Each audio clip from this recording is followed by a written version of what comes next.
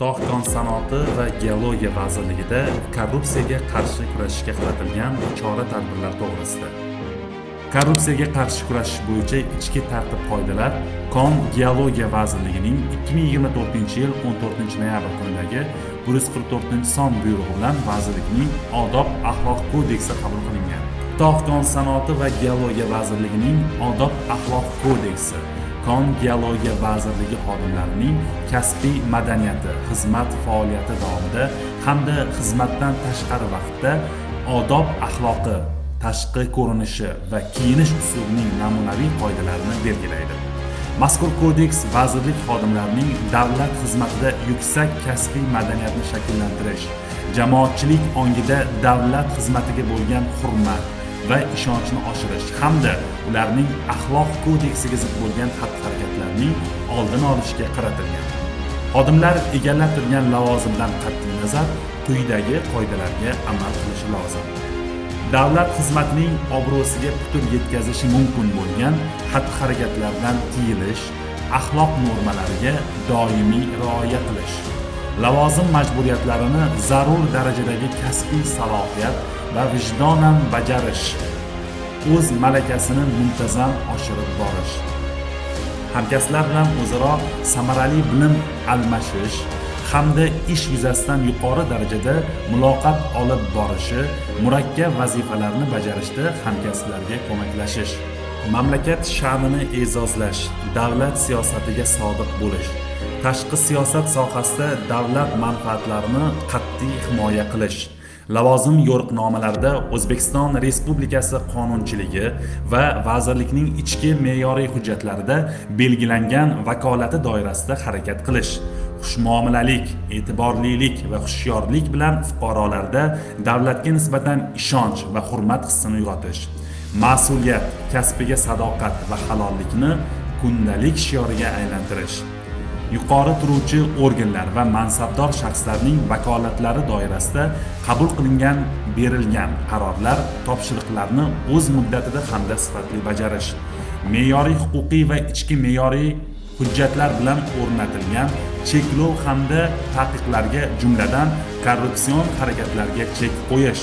umumiy axloq qoidalari hamda odob-axloq kodeksiga ishdan tashqari vaqtda ham amal qilishlari lozim. Uchinchi shaxslar bilan o'zaro aloqada xolislik va beg'arazlikni saqlash, axloq odob me'yorlari va O'zbekiston Respublikasi qonunchiligi talablariga amal qilish, fuqarolarning ijtimoiy kelib chiqishi, iqtisodiy ahvoli va boshqa omillardan qat'iy nazar ular bilan bir xil samimiy odob doirasida munosabatda bo'lish, har qanday qonun buzilishiga, ayniqsa korrupsiya holatlariga qarshi murosasizlik bilan kurashish, chet el fuqarolari bilan alohida belgilangan tartibda zid ravishda bevosita yoki boshqa shaxslar orqali muloqotga kirishmaslik, davlat siri, qonun bilan qo'riqlanadigan va xizmatga oid boshqa ma'lumotlarning oshkor etilmasligini ta'minlash yuzasidan barcha choralarni ko'rish, ulardan qonunga zid ravishda foydalanmaslik, axborotlarni tarqatish qoidalariga rioya qilish, internet, jahon axborot tarmog'i va axborot kommunikatsiya vositalaridan foydalanishda axborot xavfsizligini ta'minlashning belgilangan tartibiga amal qilish, xizmat safarlari, nazorat tadbirlari davomida mehnat faoliyati bilan bog'liq bo'lgan har qanday turdagi sarf-xarajatlarni boshqa shaxslar hisobidan amalga oshirmaslik, mehnat va ijro intizomi, ichki tartib qoidalariga, shuningdek telefonda so'zlashish va kiyinish madaniyatiga qat'iy rioya etish. Shuni ta'kidlash lozimki, vazirlik va barcha tizim korxonalarida alohida korrupsiyaga qarshi ichki nazorat tuzilmalari va odob-axloq komissiyalari faoliyat yuritadi.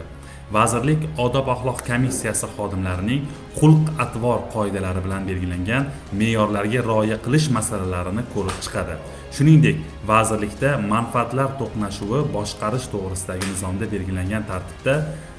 manfaatlar to'qnashuvi bilan bog'liq vaziyatlarni tartibga solish jarayonida ishtirok etadi. O'z o'rnida odob-axloq komissiyalari har yili amalga oshirilgan ishlar yuzasidan tashkilotning birinchi rahbariga hisobot taqdim etishi lozim. Vazirlik xodimlarining harakatlari qonuniyligi, odob-axloq qoidalariga mosligi yuzasidan shubha yoki boshqa qonunbuzarliklar sodir etilganligiga oid asosli gumonlar yuzaga kelgan taqdirda ular haqida vazirlikning quyidagi aloqa kanallari orqali ma'lum qilishingiz mumkin. Ishonch telefoni orqali 71 231 0596, elektron pochta orqali antikor.mingyo.uz,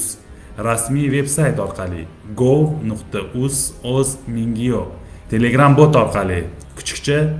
Geo Antikorbot, korrupsiyaga qarshi ichki nazorat bo'limiga telefon 71 231 1455, ichki raqam 2060, bevosita vazirga,